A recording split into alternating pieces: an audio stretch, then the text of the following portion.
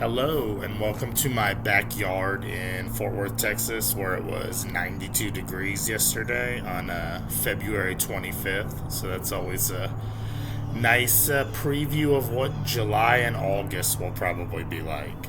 Alright, so welcome back to Quiet Part Out Loud, where we kind of talk about tougher issues, hopefully in a simple way. Since it's a Monday, I wanted to try something light, that being abortion. So we're going to dive into that for about 2 to 3 minutes, and hopefully a couple people join the discourse around it. Since I'm trying out this YouTube thing for a little bit here and there, I would be remiss if I didn't remind you to hit like and subscribe on this video. I think I'm supposed to tell you to smash that like and subscribe button. That's the vernacular that I've usually heard. Alright, so I want to talk about quickly, what does it mean to be pro-life? And obviously there are a ton of overlapping political and ideological narratives here. I'm not a doctor. I don't have a PhD in anything. I do have a crappy master's in organizational development that I got from University of Minnesota in 2014. I'm not sure I've ever done anything with it, nor does it entitle me to speak on this issue, so I won't correlate those two things, but in my mind, semantically, the word life would imply the entirety of a person's time on earth, from birth to death. That would constitute what your life is. So, in order to be pro-life as a person, you would not only need to care about the birth of the child, but you would need to care deeply about things like public education, the broader social safety net. Sorry, I stumbled over that. Availability of jobs in the face of increasing automation. Basically, the ability of someone to have a good life for themselves, not just to be born, right? It doesn't always seem like those who claim to be pro-life care about those things as much.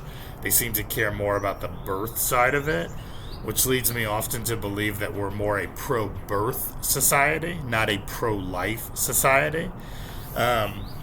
I can also speak personally and say, I experience infertility, and my wife and I have gone through that for like going on 3.5, 4 years at this point. And you become very attuned to babies, right? Because a lot of your friends get pregnant, you get invited to a lot of you got to see the baby, first birthday parties, etc. So America especially, I can't speak for Europe, Australia, Asia, etc.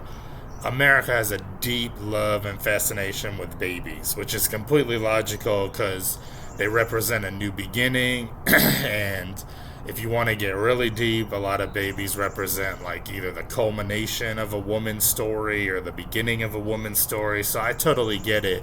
Babies also don't talk back. They're usually pretty cute. They can get sick. They can throw up and shit on things. Get it. But they're usually pretty adorable, etc. We love babies. We love that initial period. I used to be in a workout group with guys that had a lot of teenagers as kids. They seem to hate teenagers. They talk back. They're surly. They're not interested in family activities, etc. Now, these are all stereotypes. They're all tropes, but I'm sure you see a lot of commonality. You've probably experienced some of these things too. So it seems like we're very pro-baby. We're pro-birth. We love those things, right? Those are joyous moments. They represent something for a family, for a woman, for a man. Are we pro-life, though? Do we care about the entire span of a person's life? Alright. I also did not address when life begins in this short video. I don't really have any idea about that.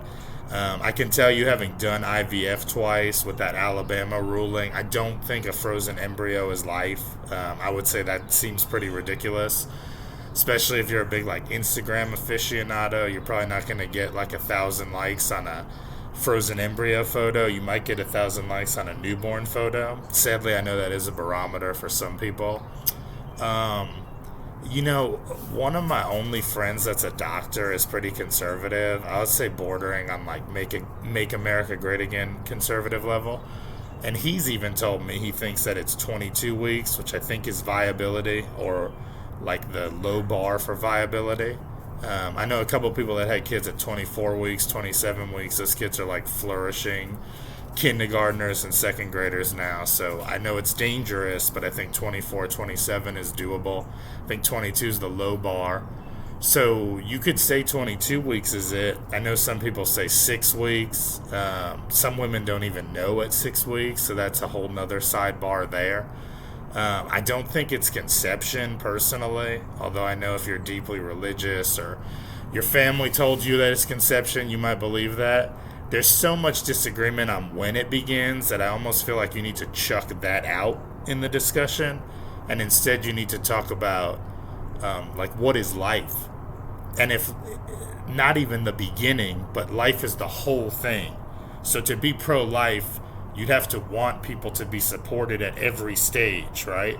So it's almost like, how can you be pro-life and be anti-taxes, be anti-something that theoretically at least establishes a bigger social safety net, right? Okay, those are just some thoughts from my kind of like initial non-intro video. I'm going to try to do 5 of these this week, so another 4. I will start B-rolling them at some point so that you don't just have to stare at my fat ass for the entire time. I'll try to drop some amusing things in them here and there, like some sidebars. So look forward to 4 more of those. Hit like if you like this. If you have a theory or a comment on pro-life versus pro-birth versus pro-baby, I'd love to hear it. Either leave it in the comments or shoot me an email. And look forward to doing more of these with you. All right, later.